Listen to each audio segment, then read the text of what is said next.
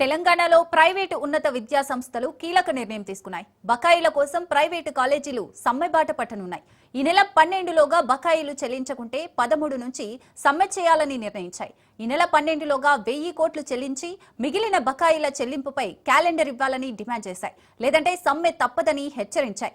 అవసరమైతే విద్యార్థులతో కలిసి చెలో హైదరాబాద్ చేపడతామంటున్న ప్రైవేటు ఉన్నత విద్యా సంస్థల సమైక్య చైర్మన్ రమేష్ బాబుతో మా ప్రతినిధి రాజు ఫేస్ టు ఫేస్. ప్రైవేటు ఉన్నత విద్యా సంస్థలతో గతంలో రాష్ట్ర ప్రభుత్వం జరిపినటువంటి చర్చలకు కేవలం అరాకొరగా ఈ యొక్క విడుదలైనటువంటి టోకెన్లకు కేవలం 200 కోట్ల రూపాయలు మాత్రమే విడుదల చేసింది రాష్ట్ర ప్రభుత్వం. అయితే భవిష్యత్ కార్యాచరణ ఏ విధంగా ఉండబోతా ఉంది, దసరా కూడా రేపు రాబోతా ఉంది. దసరాకు 600 కోట్ల రూపాయలను మొదటి విడతలో ఇటు ఉన్నత విద్యా సంస్థలకు చెల్లిస్తామనేది కూడా తెలిపినటువంటి పరిస్థితి ఉంది. ప్రస్తుతం మనతో పాటు ఫాతి కన్వీనర్గా ఉన్నటువంటి రమేష్ బాబు గారు ఉన్నారు. సార్, ఎట్లా భవిష్యత్ కార్యాచరణ ఏంది? మీరు ఈ సమావేశంలో అత్యవసర ఎగ్జిక్యూటివ్ కమిటీ భేటీ అయింది, ఏం చర్చించారు ఏంటి? అంటే ఇప్పుడు కళాశాలలో ఏదైతే డబ్బు ఈ రోజు వచ్చిందో అవి ఉపయోగం కాకుండా పోయాయి. వీటు మొత్తం ఎంటైర్ స్టాఫ్ జీతాలు లేకుండా ఇళ్లకి వెళ్ళిపోయినటువంటి పరిస్థితి వచ్చింది. కళాశాలలు తిరిగి ఒక్కరోజు మొదలిస్తే ఈరోజు ప్రభుత్వం చాలా గౌరవం కాపాడుకునేది. వాళ్ళందరూ సీఎం గారి మీద నెట్టేస్తున్నారు, కానీ మేము సీఎం ఆఫీసులో తెలుసుకున్నది ఏంటంటే వీళ్ళ వల్లనే డిలే అయిందని. సో ఎట్టి పరిస్థితుల్లో ఏదున్నా కూడా ఏదైతే ఇప్పుడు ప్రభుత్వం ఏదైతే ఇచ్చిందో మిగతా ఏదైతే ఇద్దామనుకుందో ఇలా లాస్ట్ మూమెంట్ కాకుండా with in 1 week in advance కనుక ఇచ్చేది ఉంటే ఆ అడ్వాన్స్ ప్రకారం ఇస్తే ఇక్కడ కళాశాలలో ఉన్నటువంటి ప్రతి స్టాఫ్ హ్యాపీగా ఉండేసి వాళ్ళందరూ హ్యాపీగా ఉంటారు. అదే విషయం ఇప్పుడు మీటింగ్లో ఎమర్జెన్సీ ఎగ్జిక్యూటివ్ కమిటీ మీటింగ్లో చర్చించినాము. ఆ 12th లోపల వీళ్ళ గవర్నమెంట్ అనుకున్నటువంటి మిగతా 1000 కోట్ల రూపాయలు ఏదైతే ఇచ్చిందో అప్పుడు కళాశాలకు అట్లీస్ట్ దసరాకు మేము అందజేయకపోయినా దీపావళికైనా కూడా ఫ్యాకల్టీకి స్టాఫ్కు అందజేస్తే కళాశాలన్నీ హ్యాపీగా ఉంటాయని చెప్పేసి ప్రభుత్వాన్ని రిక్వెస్ట్ చేస్తున్నాము.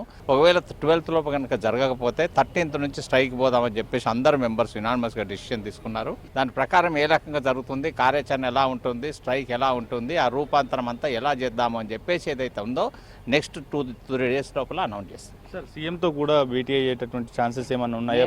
మేము ఇప్పుడు ప్రభుత్వంలో డిస్కస్ చేస్తే ఇప్పుడు ఫైనాన్స్ డిపార్ట్మెంట్ చేస్తే ప్రతిసారి సీఎం గారి మీద నెట్టేస్తున్నారు.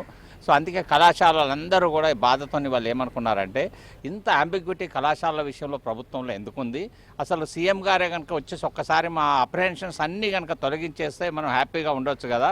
అందుకని కళాశాలల మీటింగ్ సీఎం గారు టైం తీసుకొని 2500 మంది మేనేజ్మెంట్స్ను హైదరాబాద్లో మీటింగ్ పెట్టుకొని సీఎం గారిని ఇన్వైట్ చేద్దామని అనుకుంటున్నాము. ఏవైతే ఉన్నాయో అవన్నీ అపోహలు కనుక సీఎం గారు కనుక తొలగించేది ఉంటే ఈరోజు కళాశాలలకు ప్రభుత్వానికి మధ్య ఏదైతే బంధం కొనసాగుతుందో అదే ఆత్మీయతా బంధం ఇప్పుడు కూడా కొనసాగుతుందని చెప్పేసి సీఎం గారిని వేడుకుంటున్నాం. ఈ నెల 12వ తేదీకి డెడ్ లైన్ విధించారని అనుకోవచ్చా? 12వ తారీఖు లోపల ప్రభుత్వం ఇస్తా అన్నది. మేము ఇప్పుడు ఎక్స్ట్రా ఏం అడుగుతలేము. 10,000 కోట్ల రూపాయలు ప్రభుత్వం దగ్గర నుంచి మా బకాయిలు రావాలి. 1200 కోట్ల రూపాయలు అందులో ప్రభుత్వం ఇస్తా అంది దీపావళి లోపల.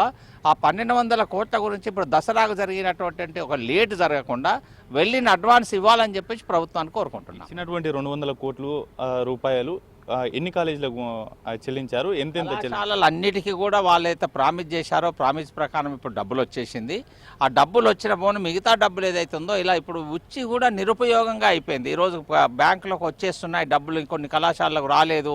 రేపటి నుంచి బ్యాంక్స్ సెలవులు ఉన్నాయి, జీతాలేమో ఇవ్వలేని పరిస్థితి, డబ్బులు వచ్చి కూడా జీతాలు ఇవ్వని పరిస్థితి ఈ రోజుకి వచ్చింది.